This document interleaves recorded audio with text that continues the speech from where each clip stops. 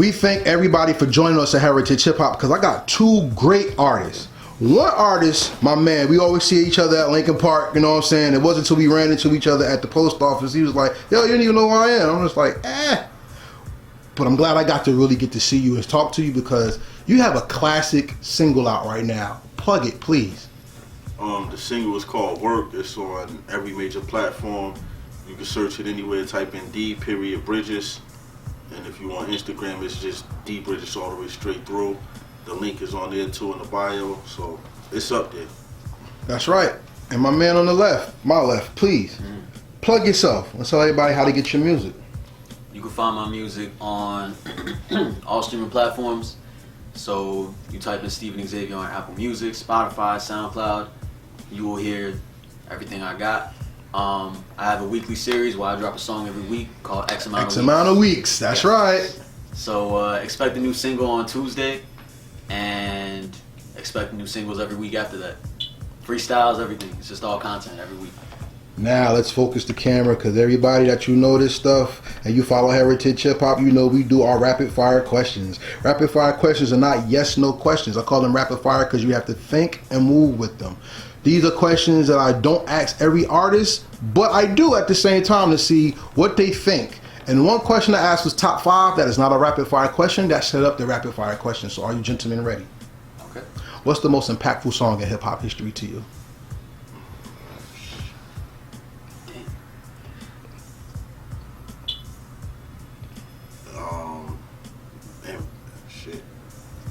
I don't know. I gotta get back to that one. It's a lot of them. Well, to you, what's the one that just impacted you the most?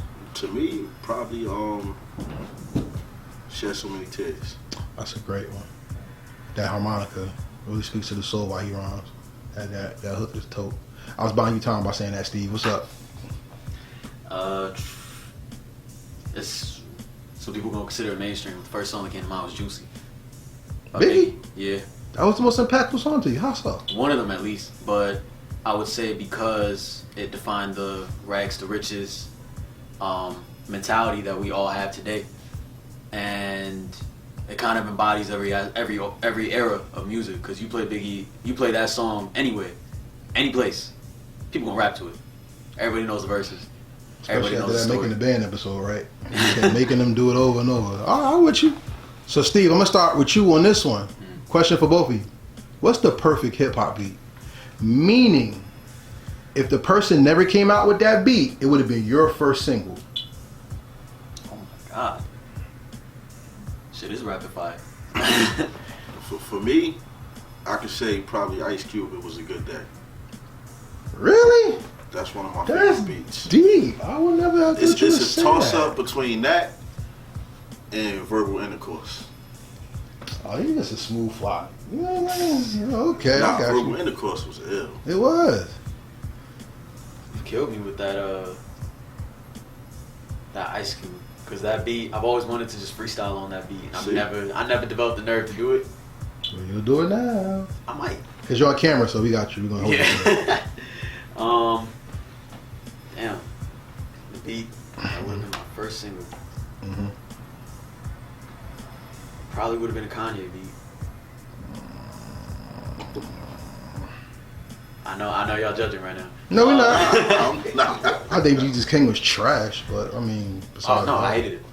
I told you. Finally, somebody agrees with me. No. I don't count his album. I'm not even buying that. Like, I'm not even buying that gimmick right there. We'll talk about that in a minute. It is a big gimmick. I would say. You got me. I don't even know. It's kind of abstract, but I would say "Still Dreaming" by Nas and Kanye. Oh, that's a classic. Oh yeah. No, that's not abstract. That's hip hop right there. You'd be surprised how many people don't know it. What? It's so sad. Oh, it breaks my heart. Please, I'm gonna just continue. That's just angering. All right. Hey Bridges, let me ask you a question. Is it a compliment for you for somebody to ask you for a feature? Yeah and no. Why? Yeah, because some people ask you for features because they genuinely like your music. Mm-hmm. Some people might ask you for a feature because they just feel like, oh, all right, he might be dope. Mm-hmm. But to me, I don't really see it as too much of too much of a compliment, though. I just see it as a business move. Okay, how about Steve? How about you? If somebody asks you for a feature, do you take it as a compliment? It depends on the context of you asking. Like, for me, I take it as a compliment if it's an artist I highly respect and they want nothing from me but my contribution to the song to make the best song possible. Okay. But there's also, I feel like, a fine line between that and either clout chasing by trying to get an artist that you feel can make your song bigger, or just, you know, trying to, I want to say, like, and from a competitive mind state, which is good and bad, try to outshine you in a way, whether it's bars or whether it's just however you contribute to the song. I feel like while I want to promote positivity, I'm not gonna act ignorant to the negativity in the game. You know, we used to call that back in the 90s, right? What? Dick riding. Pretty much. Facts. Yes. So let me ask you a question, because we're not going to take away from the stigma. The point of the question. I'm just going to take the stigma out and say this: y'all are both MCs, and when people do songs with you, it should be more of a compliment, because back in the day, people were so stubborn that they did not work together, and we got cheated out of great music. Imagine if KRS-One, Big Daddy Kane, and Rakim did a song together at the height of their career. Imagine if JayZ, Biggie, and Nas actually had a song together with DJ Premier doing the beat. Imagine. The fear, though, that people in the industry have is that they don't do songs with each other because they're scared of being outshined. What is the greatest feature in hip-hop history where the person who featured stole the song from the person who had the track?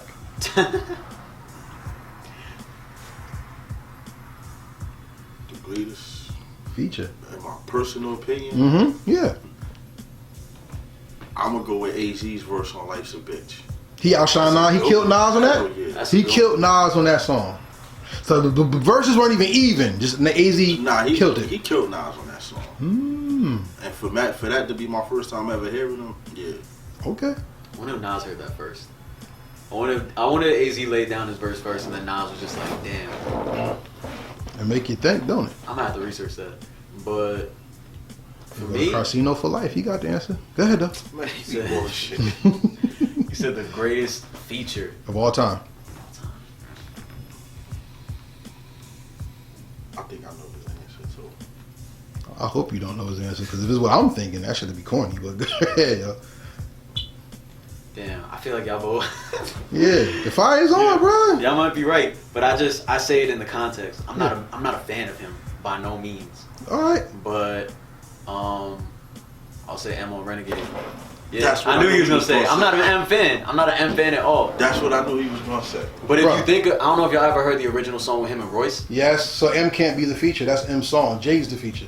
This is on Jay's Jay heard album. those verses and still rapped the way he rapped on that song. So that just tells you how.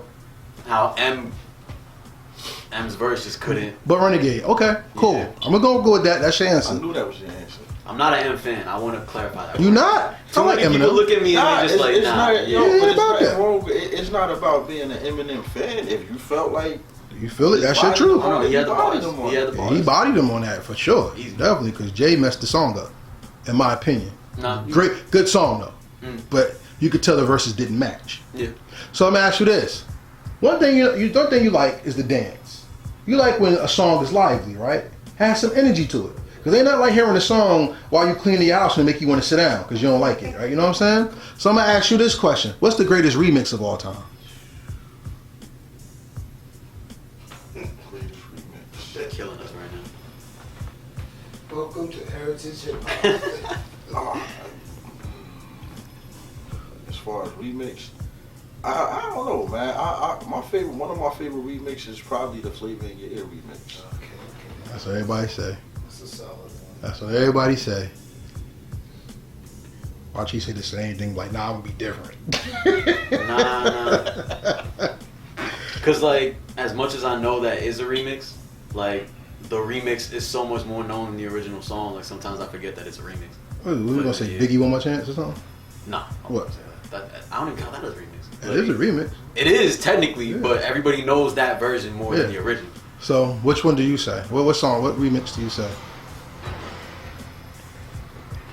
drawing a blank right now.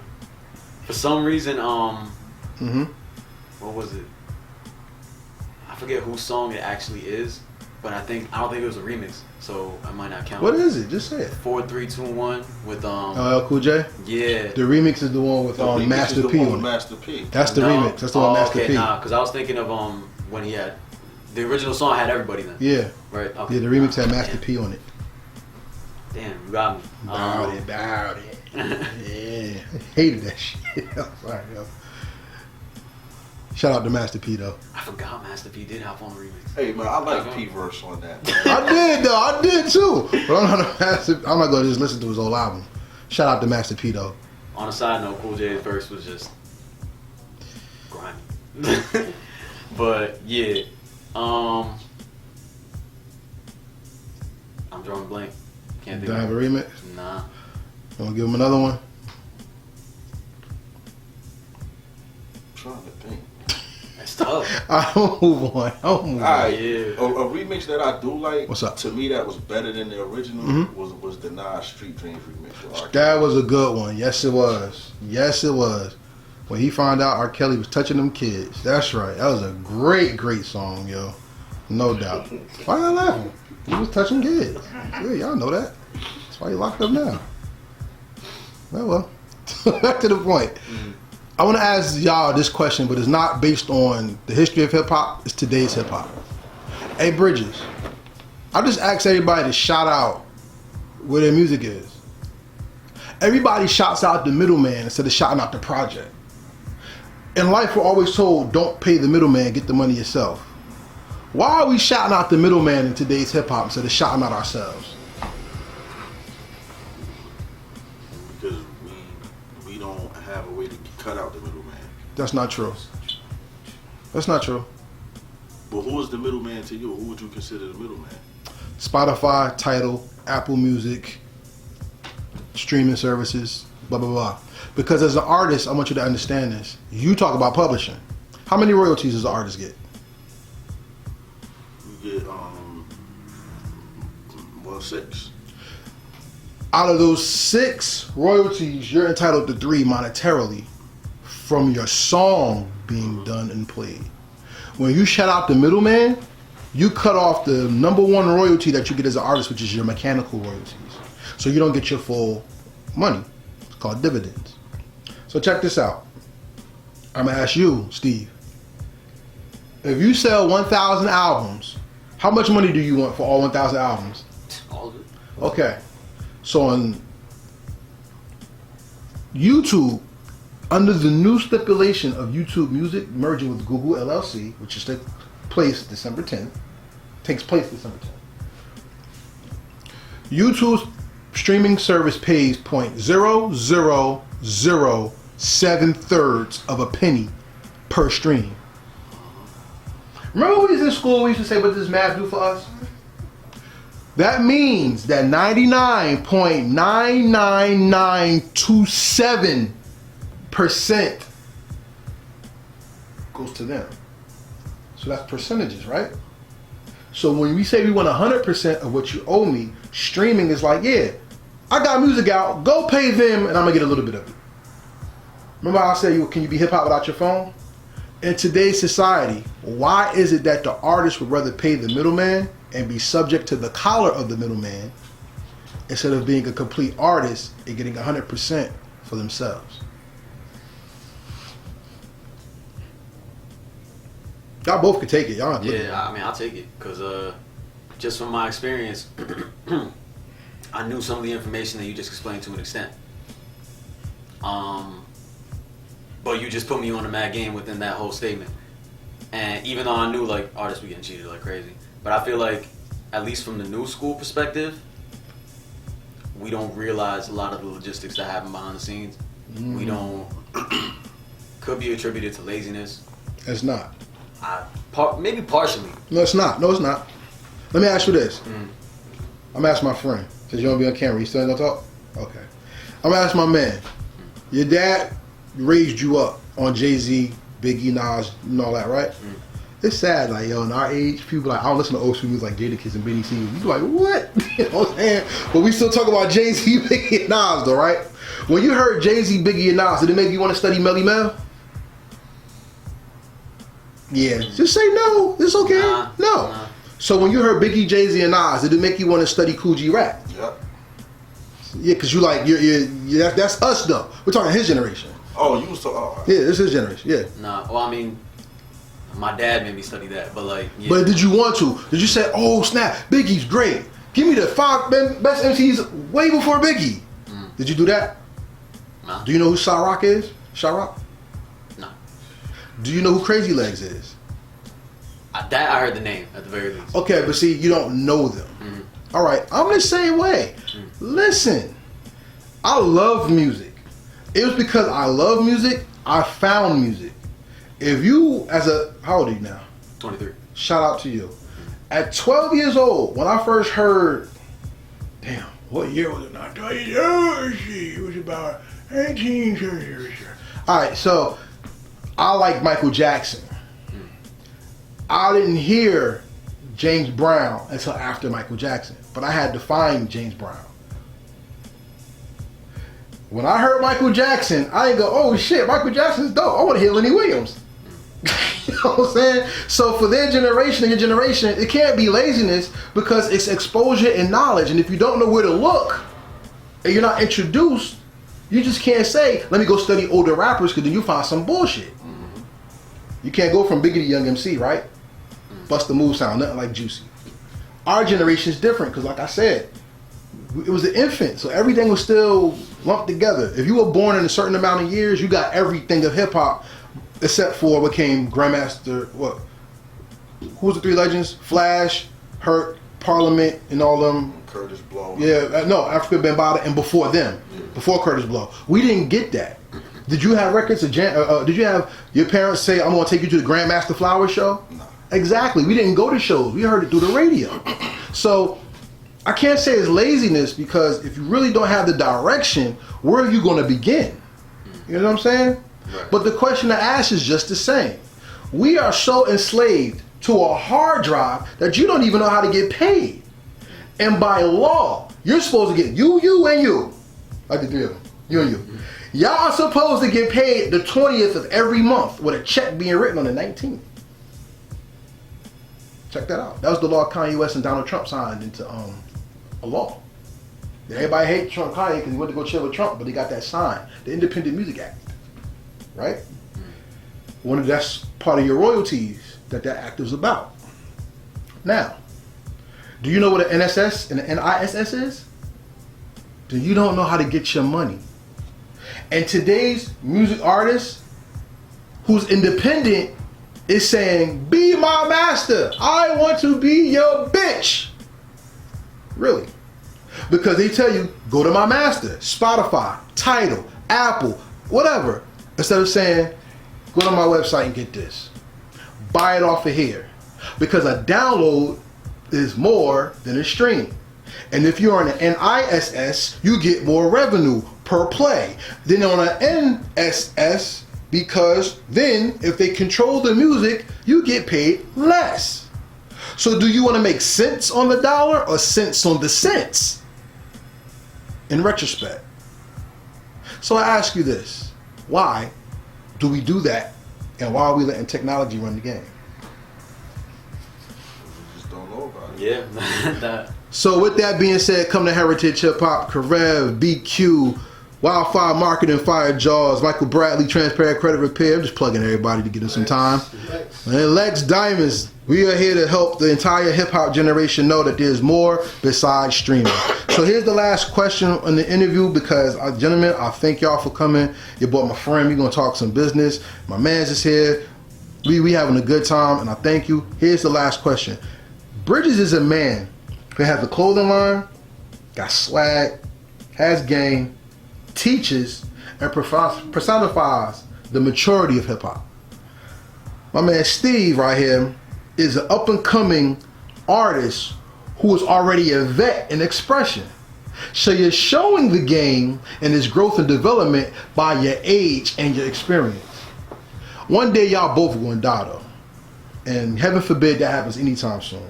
I'd rather y'all live to be prosperous and see your children's children, for real. And unfortunately, we're going to be in the ground one day. And just like it says in the Bible, It says that if man ever stopped shutting his mouth, even the rocks will split open to give God his glory, because when a man hits the ground, his lips cannot move ever again. So there's going to be a time where you're not going to rap, sing, or even tell somebody you love them. When your ghost has left this plane, and 2,000 years later somebody finds your music, both of you, here's your question. How did you make the world better by leaving a legacy? And how was it better because you existed? I feel like I pretty much answered that question because, like I said in the previous answer, I just want to give people that music they can learn something from, or they can relate to, that'll help them get through whatever they going through. All right. I can agree with that, partially. But just from a personal perspective, if I die tomorrow, Heaven forbid. heaven forbid, the music I have out now, while it might be great to some, didn't make as much of the impact that I wanted to yet. I'm still trying to find my way. Okay. But I will. Oh yeah, you will. Yeah, but so how would it impact? I guess it would show that there was potential. I was on the way. Maybe it'll pave the way for someone who's meant to be the great. You. Aside, I'm saying if I was to be going tomorrow, but you know, that's it. I can only give my perspective and hope it helps more. And your perspective is what makes you a legend and great. Because legend does not mean always at the top of the game. Because many people call themselves legends that's just popular. So fuck that shit. I'm just going to be real with you. I feel like these days that legend term is thrown around too free. Yeah, you can be legendary but still not be a legend. You know what I'm saying? Like there was a guy in my high school, we called him, his name was Steroid Dave, right? And Steroid Dave headbutted a cop when they found him hanging from a street pole trying to hide from the cops. So the cop just looked up and he was right there and got arrested. Right? That's legendary shit. You know what I'm saying? That's that. That's not a legend. You know what I'm saying? Shout out to Steroid Dave. You know what I'm saying? So, realistically speaking though, what I'm telling you is this. As a man, as a woman, as a child of God, you have the right and the ability to be perfect. Perfection does not mean flawless, it means balance. And to obtain that balance, that can make you a legend within itself. So thank God that we have you both, and thank God that we have your music. Because every heart does not experience life the same, but every truth has a right to be told. And with that, we close this episode of Heritage Hip Hop. Thank you for watching. We got two great artists here. Go get that music. We don't ask you to stream. We would like you to, that's good, but we ask you please purchase, because that way you show them your enduring testimony into their legacy and that you appreciate them and their music. So gentlemen, we say peace, and we out. Look, I got a secret. If I get bored with it, I'll probably leave it. I ain't gon' trust it if it's too convenient. Keep being told I should be a bit more lenient. I always question if shit has a meaning. Meaning if helping or hurt, did they mean it? Learning if shit on my mind. All I ever want is to be rich. I don't need number one up on your list. I can't starve, I was taught how to fish. Had thoughts trying to quit, but I was born with a gift. Never knew my pops, but I knew the blocks. Never taught how to run, cause I knew the box. Me against the world, feeling like Pac. You gon' miss a lot if you don't take shots. I done seen the bottom, but I came up. My elevator, so they think I changed up. I hustled to get my change up. Started with a Buick, now I'm trying to pull the range up. Half friends, half foes, I done seen both. They trying to burn bridges when they need boats. I'm looking at the youth like they need hope. A lot of y'all rich, but more really you could be broke. Gotta grind through the struggle. If you don't hustle, you don't eat.